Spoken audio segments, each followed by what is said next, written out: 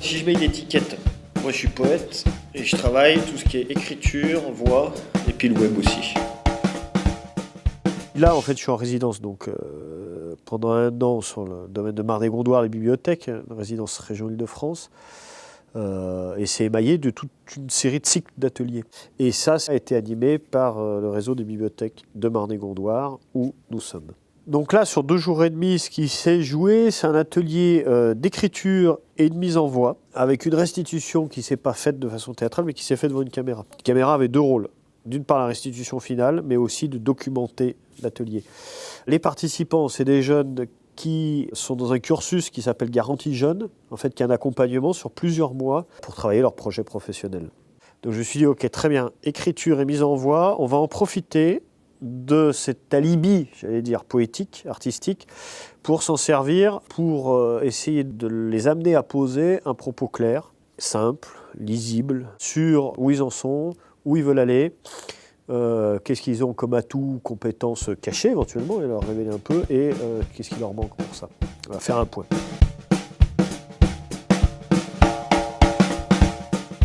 Quand on va écrire, quand on va parler, ou quand on va dessiner, ou je ne sais quoi, enfin dès qu'on va utiliser du langage pour raconter quelque chose à quelqu'un d'autre, toujours on va essayer de faire 3 choses. D'être clair, d'être simple, et d'être libre. Bon bah moi c'est sur le foot. Ouais. Bah, j'aime le football pour son esprit d'équipe, pour ses entraînements, ses compétitions, pour garder la condition physique, c'est tout ce que j'ai écrit. Qu'est-ce que vous en avez pensé?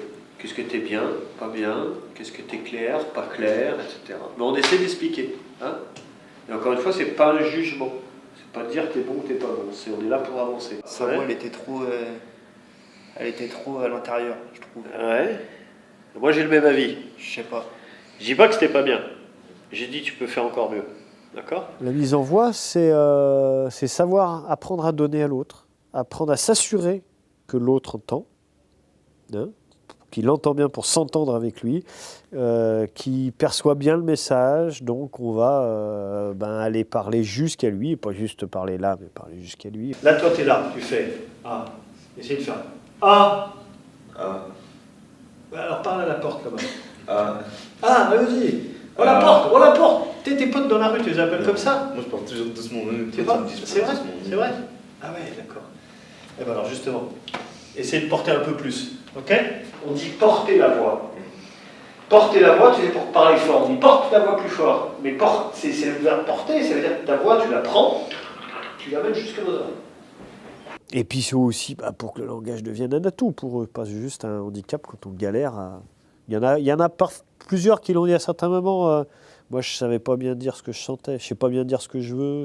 Ça, si on les a fait faire un petit pas là-dedans, ou en tout cas leur montrer, leur donner un peu de confiance en disant, tu vois, tu peux essayer, ça, tu peux y arriver en le bossant un peu, ça c'est important, je pense. Si j'avais une baguette magique, je souhaiterais que les Algériens aient une meilleure vie. Je souhaiterais aussi voir les Casbahs reconstruites avec leur beauté d'antan. Si j'avais une baguette magique, je souhaiterais surtout voir l'Algérie dans des moments de paix. Essaye de commencer dans le silence.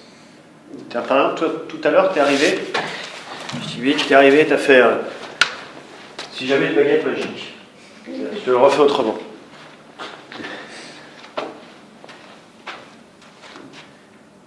Si j'avais une baguette magique. Ils m'ont beaucoup aidé à pouvoir essayer de m'améliorer et essayer de pouvoir essayer de parler, de m'ouvrir aussi, de faire confiance à quelqu'un que je ne connais pas vraiment. Qu'est-ce que j'ai fait là-dedans? C'est bien ça, le ton que j'ai utilisé, comment je l'ai utilisé. Alors il y a Fred qui nous avait parlé d'haïku tout à l'heure. Du coup, j'ai vu que c'était des poèmes sur la nature. Et donc, je me suis laissé un peu aller. J'ai commencé à dessiner des trucs naturels. Je pense qu'il a bien fait passer le message par le dessin. Ouais. Je sais pas si c'était fait exprès ou c'était... Le dessin, tu l'as pas vu? Non, mais quand tu l'as dit, c'était... comment dire, Clair. on le voyait quoi. Je pense qu'entre autres, c'est que tu as posé ton décor petit à petit. Tu as dit d'abord il y a ça, après il y a ça, après il y a ça, il y a un plan, un deuxième plan, un tronc, un machin, tout ça. Et du coup, tu l'as construit. Si tu nous avais dit tout d'un coup, je pense qu'on n'aurait rien vu. Mais là, typiquement, ce que je disais tout à l'heure, il y a une info, 2 infos, 3 infos, 4 infos, et là, tu as construit ton paysage. Du coup, on a pu tous, chacun, avoir le temps de construire. Je pense que ça a compté, quoi. Donc ça, en fait, en parlant, tu arrives à nous faire voir quelque chose. Ça, c'est quelque chose qui est vachement important.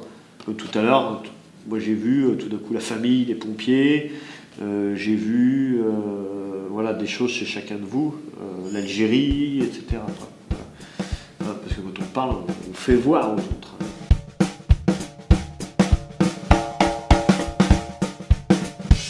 Ce matin, vous avez fait un très court texte et une petite mise en voix. Là, on fait un plus gros texte et une mise en voix. C'est le texte qui va servir aussi pour la fin. Vous pouvez vous servir du texte de ce matin si vous voulez comme base, et puis le rallonger, hein, comme un début de sauce, puis vous voilà. Ça, je vous donne des trucs, c'est des aides. Vous n'êtes pas obligé de vous en servir. Mais ce que je vous propose, c'est donc de faire un texte, comme ce matin, sur vos envies. Si vous avez vraiment du mal, si avec vous, je dis commencez les phrases comme ça. Moi, je suis ça, je sens ça, j'aime ça, voilà. Et puis j'ai envie de ça. Je veux aller là. Pour aller dans cette direction-là, hein, eh ben, je suis capable de faire ça. Ça, je sais faire, il n'y a pas de problème. Ça, je sais...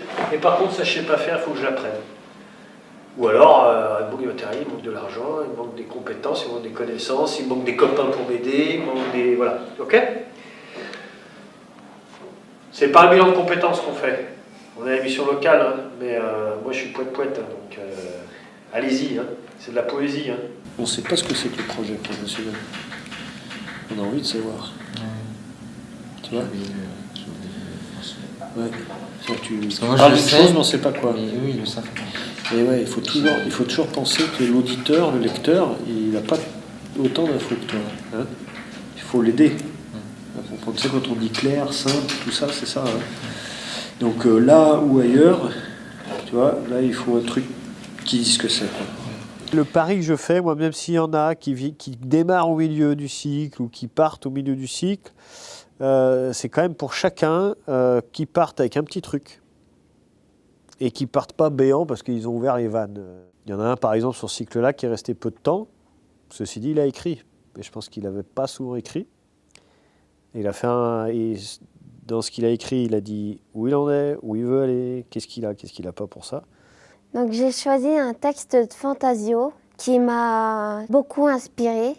C'est quand même quelque chose assez fort que je suis en train de vivre en ce moment, car je suis tout le temps en déplacement. Je n'ai pas d'endroit fixe. Je bouge tout le temps sans jamais pouvoir me reposer un peu. C'est un texte qui me parle de quelque chose où il bouge, puis qui cherche à se poser. Une personne qui cherche à se poser. Moi, j'avais presque envie de mettre un point, là, dans les avenues. Enfin, un point, un silence. Et après, tu commences sur les vieux, sur les trottoirs, sur les bancs. D'accord? Tu recommences, là, fleurons avancés, trottoir, viderons nos cœurs, tout ça. Et après avenue, tu mets un silence. Nous viderons nos cœurs et nos tiroirs de peur dans les avenues. Ça, le silence qu'on met après avenue, c'est pas un silence où t'es pas bien. C'est un silence où tu coupes tranquille, tu respires. On nous a demandé d'écrire un deuxième texte, plus long. Et puis, petit à petit, on a avancé. On est passé d'un coin à l'autre, devant la caméra. On a fait des essais, plein d'essais et tout. Bonjour, moi c'est Clément. Donc moi c'est Clément. Si je suis ici aujourd'hui, c'est pour vous raconter un rêve. Le premier, c'est être cuisinier, connu. Être cuisinier, connu du monde. Être champion du monde de judo. Mais on va essayer de faire un texte où tu vas nous le dire, mais d'un bout à l'autre de la salle. Tu vas aller explorer l'espace jusqu'au bout, tu ne t'arrêtes pas là, tu vois, tu vas chercher loin et tu me racontes ton histoire. Moi j'ai un rêve, c'est d'être cuistot. Et puis j'en ai un autre, tu sais ce que c'est, tu vois, t'adaptes. Au final, après, on a réussi à trouver le bon truc. Et dès qu'on avait le bon cadre et tout ça, on est passé devant la caméra et je pense que pour moi, c'était génial. Ce que je vous conseille, moi, c'est ce soir de vous mettre votre discours, vos speeches dans la tête, de le relire, de le faire tourner dans votre tête, de réfléchir à ça. D'accord ?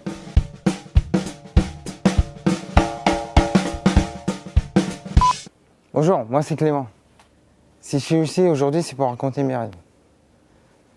Le premier rêve, c'est la cuisine. Créer des assiettes, les saveurs, les mélanges, faire sourire les gens. Mon deuxième, c'est devenir champion du monde de judo. La précision des techniques, la force, le dynamisme. Et mon troisième rêve, c'est créer ma société. Et pour ça, j'ai besoin de toi. Toi et toi. Et ça, c'est mes rêves. Si j'ai la volonté de le faire, je pourrais le faire.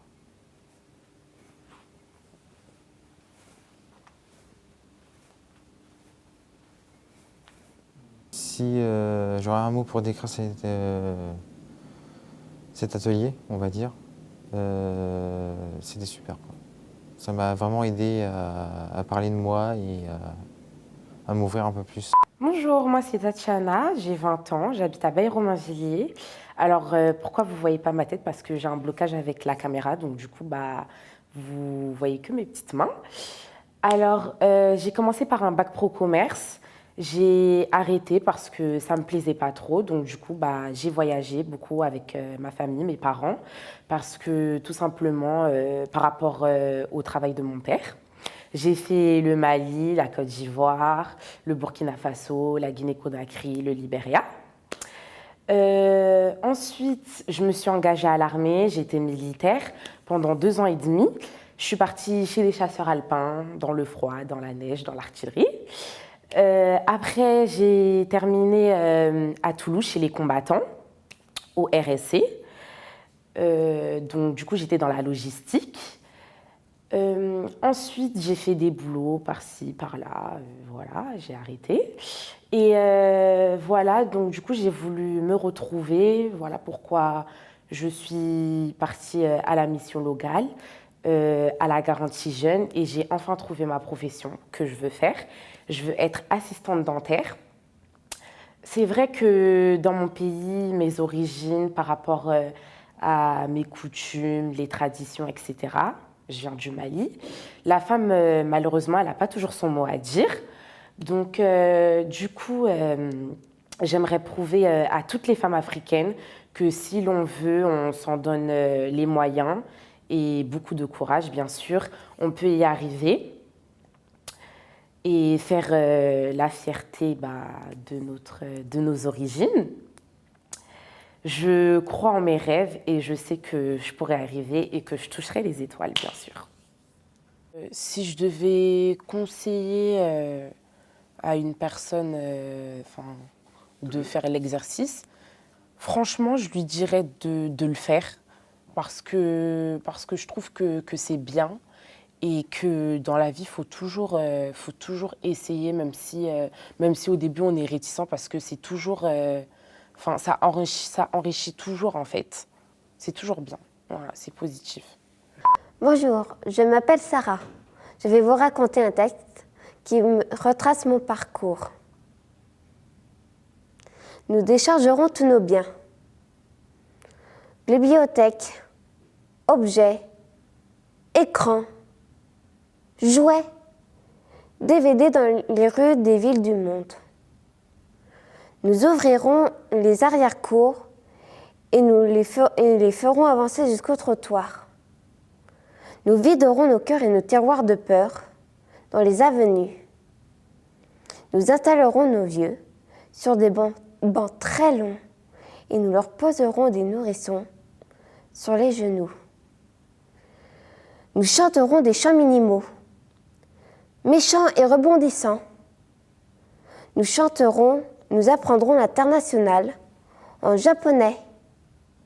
Nous n'esquiverons plus en répétant « il n'y a pas de souci » à tout bout de champ. Nous nous regarderons droit dans les yeux jusqu'au sang. Nous mettrons à plat nos savoir-faire et nous mettrons au travail joyeusement. Nous retrousserons nos manches, qu'il vente, qu'il neige, Ils me regarderont avec une curiosité. Fantasio. La caméra, je ne vais pas dire que c'était agréable ou désagréable. Ça dépend du point de vue et des moments. Que dans les moments dans lesquels je me suis retrouvée, quand tout va bien, ça va, je peux l'oublier facilement.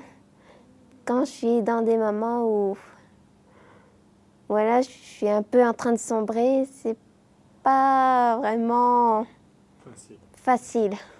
Si c'était à refaire, je le referais, sans hésiter, sans hésitation. Ça libère aussi un petit peu l'esprit. Si je devrais trouver des mots pour m'exprimer par rapport à cet exercice, confiance. C'est ce qui me manquait. Fantastique, L'imagination génial. et s'amuser un peu. S'amuser dans ses écritures. Sentiment et merci.